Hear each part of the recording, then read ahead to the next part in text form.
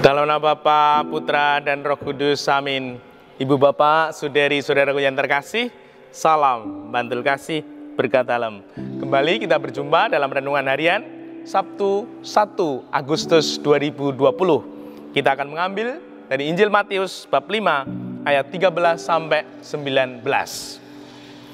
Dalam khotbah di bukit, Yesus berkata kepada murid-muridnya, "Kamu adalah garam dunia.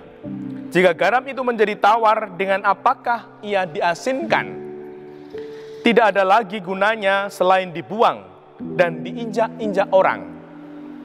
Kamu adalah terang dunia. Kota yang terletak di atas gunung tidak mungkin tersembunyi. Lagi pula orang tidak menyalakan pelita lalu meletakkannya di bawah gantang, melainkan di atas kaki dian, sehingga menerangi semua orang di dalam rumah. Demikianlah hendaknya terangmu bercahaya di depan orang, supaya mereka melihat perbuatanmu yang baik dan memuliakan Bapamu di surga. Janganlah kamu menyangka bahwa aku datang untuk meniadakan hukum Taurat atau kitab para nabi. Aku datang bukan untuk meniadakannya, melainkan untuk menggenapinya. Karena aku berkata kepadamu, sungguh, selama belum lenyap langit dan bumi ini, tidak satu iota atau satu titik pun akan ditiadakan dari hukum Taurat sebelum semuanya terjadi.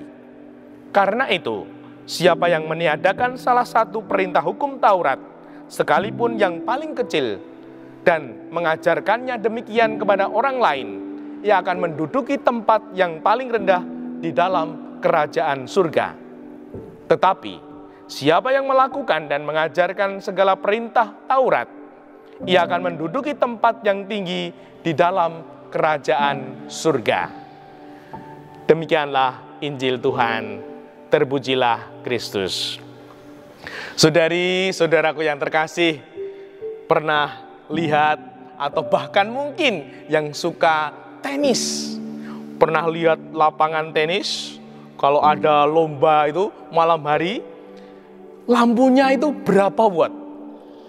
Katanya kalau tenis itu malam hari lampunya 500 watt. Nah, kalau lapangan sepak bola, stadion, nah itu lampunya berapa watt? Katanya itu satu lampu itu 1000 watt, bisa sampai 1500 watt. Nah, saudari-saudaraku yang terkasih, dengarkan ini. Kamu adalah terang dunia.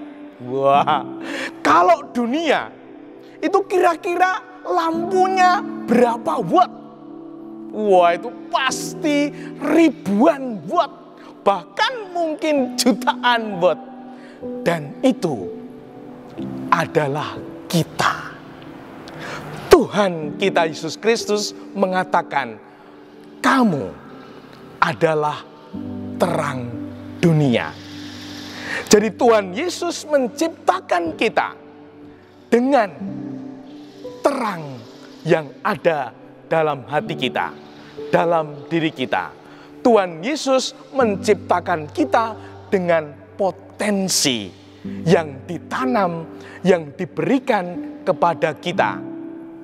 Sayangnya, banyak yang tidak menyadari, banyak yang belum menemukan potensi, kemampuanku, kelebihanku itu apa.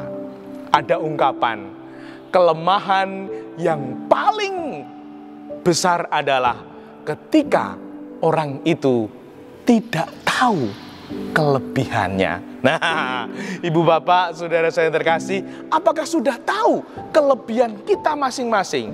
Kita ini diciptakan, kamu adalah terang dunia. Semoga kita dapat menemukannya, sehingga kita akan mampu menjalani hidup ini seturut kehendaknya, menjadi terang. Dan semoga dengan demikian hidup kita semakin berbuah. Kapan kita bisa menemukan terang itu? Yang pertama, saat kita tidak manja. Nah, saudari-saudari yang terkasih, apakah ada yang masih manja?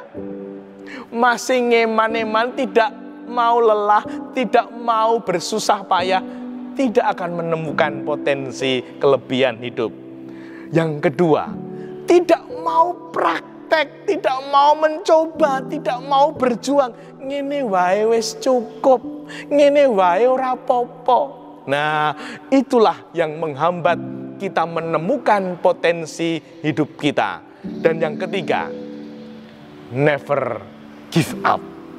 Jangan pernah menyerah.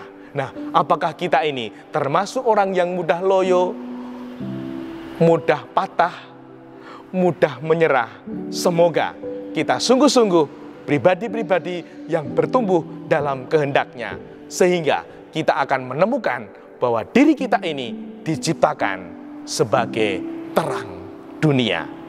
Dimuliakanlah Tuhan kini dan sepanjang masa.